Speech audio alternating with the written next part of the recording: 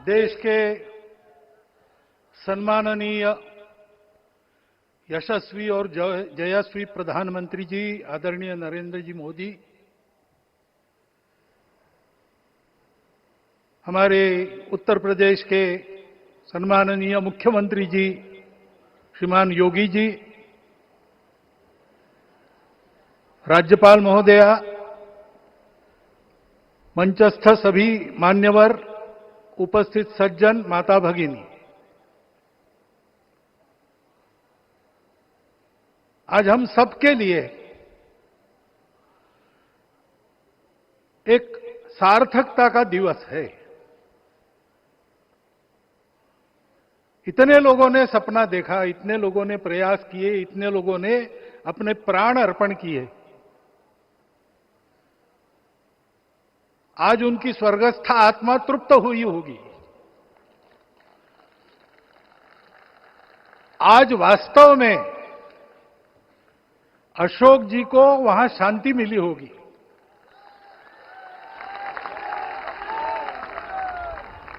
महंत रामचंद्र दास जी महाराज, श्रीमान दालमिया जी, कितने संत, कितने गृहस्थ, कितने विद्यार्थी, उन्होंने अपना प्राणार्पण किया, अपना पसीना बहाया। जो पीछे रहे वो भी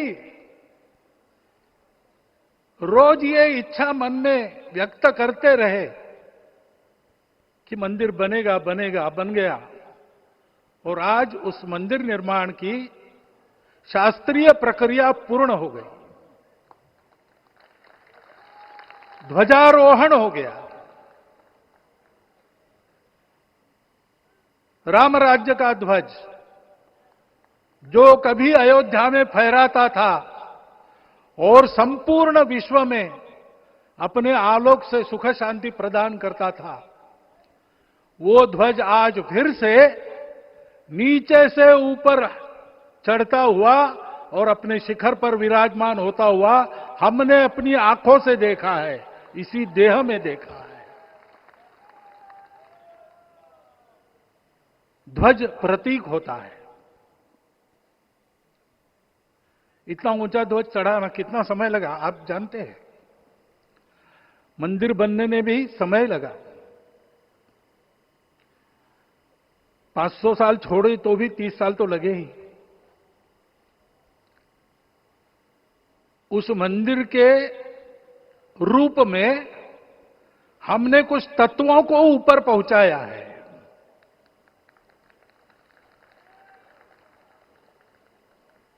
सारा विश्व जिससे ठीक चलेगा, अपने व्यक्तिगत जीवन, पारिवारिक जीवन से लेकर तो सृष्टि जीवन तक सबका जीवन जिससे ठीक चलेगा, वो धर्म, उस धर्म का प्रतीक भगवा रंग, वह इस ध्वज का रंग है। ये धर्म ध्वज है। इस धर्म ध्वज पर रघुकुल का प्रतीक कोविदार वृक्ष है। वैसे रूप देखा जाए तो कचनार जैसे लगता है। और जो खोजी लोग हैं वो खोज कर कह रहे हैं कि मंदार और पारिजात दो वृक्षों का एक तरह से संकर है। दोनों वृक्षों के गुण, ये दोनों वृक्ष देव वृक्ष कहलाते हैं। दो देव वृक्षों के गुणों का समुच्चय ये वृक्ष है। और ये वृक्ष उस रघुकुल की सत्ता का प्रतीक है। वो सत्ता वृक्ष से व्यक्त होती है, जिसके बारे में कहा गया, छायाम अन्यस्य कुर्वन्ति तिष्ठन्ति स्वयं आतपे। सबके लिए छाया देते हैं, स्वयं धूप में खड़े रहकर। फलान्यपि परार्थाय, फल स्वयं उगाते हैं, दूसरों के लिए बांट देते हैं। वृक्षाः सत्पुरुषा इव, वृक्ष सत्पुरुष होते हैं।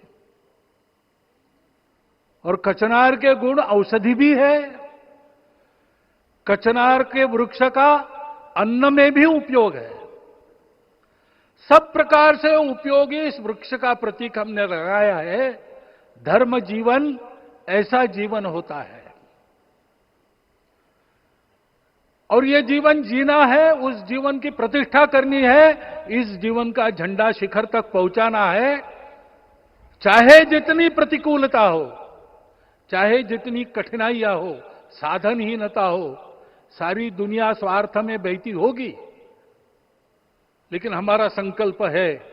सूर्य भगवान उस तेज के, उस संकल्प के प्रतीक है।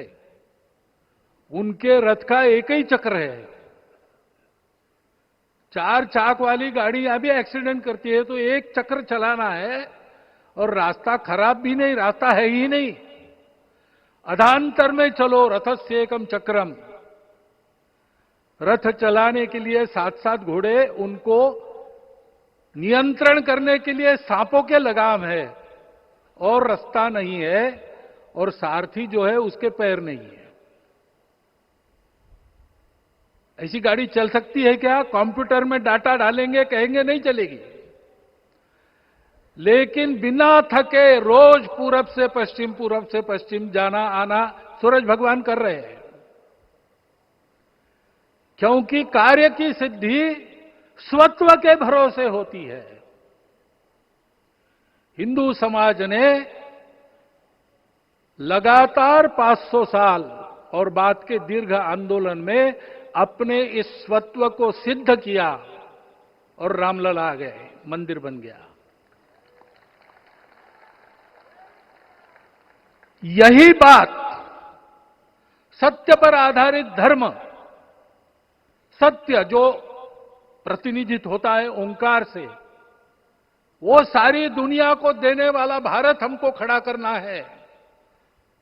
हमारे इस संकल्प का प्रतीक यह राम मंदिर, उसकी प्रक्रिया आज हमने पूरी कर ली है।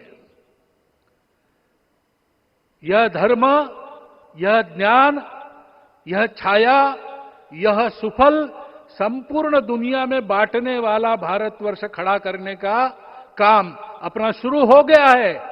उसको, इस प्रतीक को देखकर, हिम्मत रखकर, उसी प्रकार सतत प्रयास करते हुए सब प्रकार की विपरीतताओं में भी हम सबको मिलके करना पड़ेगा। आज ये हमारे कृतार्थता का दिवस है, और आज हमारे संकल्प की पुनरावृत्ति का ये दिवस है।